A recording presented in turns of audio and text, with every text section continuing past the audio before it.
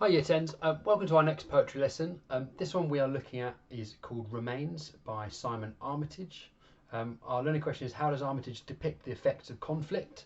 And your first task is to create a word cloud, like the one you can see on the screen here, of words you associate with with PTSD, so post-traumatic stress disorder, caused by military service. So spend a few minutes to come up with a cloud of words that you would link to that theme.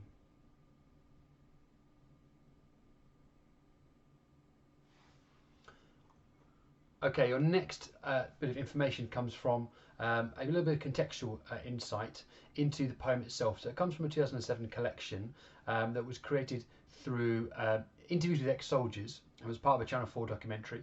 And Simon Armitage listened to the soldiers' stories and converted them into poetry.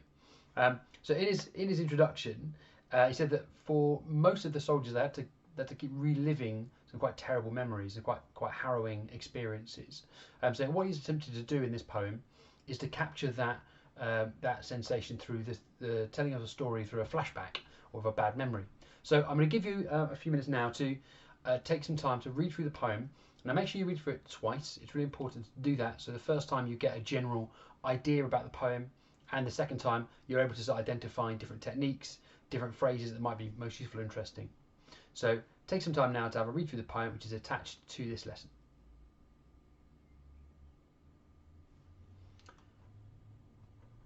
So overall, you should have an impression of the narrator here, the soldier, and based on different phrases he uses in his retelling of this story and the experience he had. So what I want you to do is, in your books, draw a diamond like this, so 9 squares, like a little diamond, obviously. And there are 9 words that I've put here. And what I want you to do is write them in with the most important one at the top, the one you think is most accurate. So which of these words is most suited to describing the soldier's feelings, and with the least at the bottom. So they give you a chance to pick your number 1, 2 in joint second, a load in the middle, and then the ones that maybe aren't quite as accurate. Now all the words are quite similar. There we go. They're relatively similar, so you have to really think about what the meaning and the inference is about those words.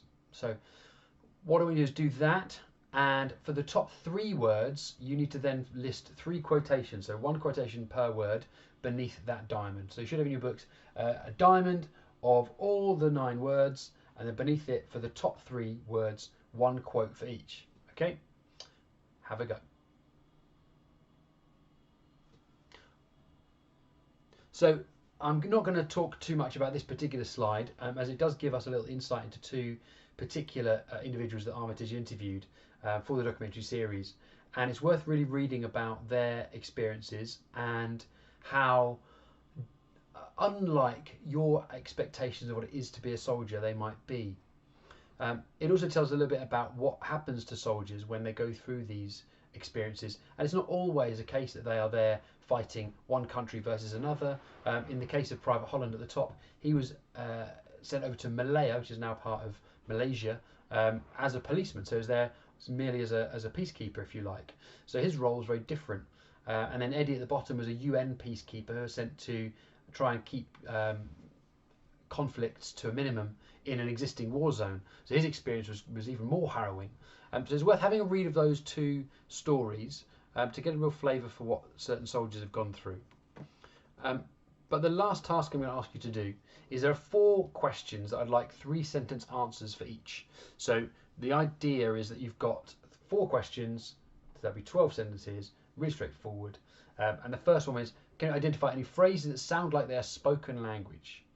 So look for particular phrases that sound like it's the voice of the soldier telling his story to the poet. And what does this style of writing tell us about the narrative voice and the poet's intentions?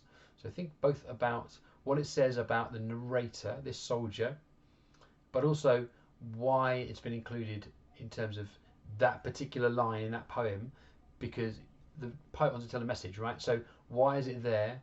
What message is that trying to help communicate to us? Okay.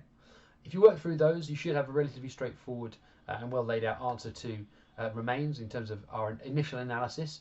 We're looking at very top line stuff now. We're not looking at very too detailed anyway. We're looking at some analysis, but we're going to go into that further throughout the year. So that's the end of the lesson. Very short and sweet one today. Hopefully you get something useful out of that, because we are going to need to start revising quotes for these poems for next year.